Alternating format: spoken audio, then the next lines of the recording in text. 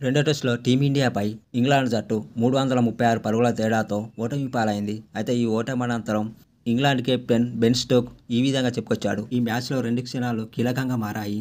తొలి ఇన్నింగ్స్లో భారత్ 200కు 5 వికెట్లకు కట్టడి చేసినప్పుడు మేం చాలా సంతోషించాము. కానీ వారిని త్వరగా ఆలౌట్ చేయలేకపోయాం. మా బ్యాటింగ్ సమయంలో 80 పరుగులకే 5 వికెట్లు కోల్పోయాం. అక్కడి నుంచి తిరిగి పుంజుకోవడం చాలా కష్టం. ఈ 2 తప్పుదాలే మా విజయావకాశాలను దెబ్బతీశాయి. టాస్ గెలిచి బౌలింగ్ ఎంచుకోవడం కష్టమైన నిర్ణయమే. కానీ నేను ముందుగా చెప్పినట్లు ప్రత్యర్థిని 200 పరుగులకు 5 వికెట్లతో కట్టడి చేశాం. అప్పుడు అందరూ సంతోషించారు. కానీ అది జరుగుతున్న కొద్దీ పరిస్థితులు మాకంటే భారత్‌కే ఎక్కువగా అనుకూలించాయి. ఈ మ్యాచ్‌లో మాకంటే భారత పేసర్లు మెరుగైన ప్రదర్శన చేయడంపై ఎలాంటి ఆందోళన లేదు. మేం కూడా ప్రతిదీ ప్రయత్నించాం. ప్రణాళికలను మార్చాం. జట్టు విజయం కోసం చేయగలిగిందంతా చేశాం.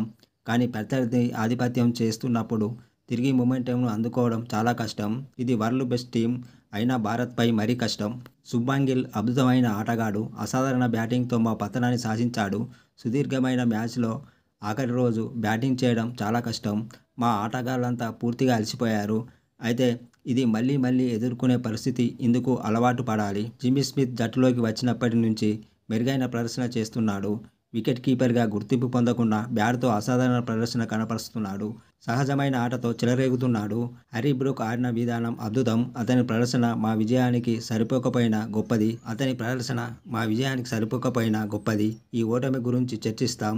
ఈ వారం మాకు కఠినంగా గడిచింది. లార్డ్స్‌లో ఎలా పుంజుకుంటామో చూడాలి అని బెన్ స్టోక్స్ మ్యాచ్ అనంతరం చెప్పుకొచ్చాడు.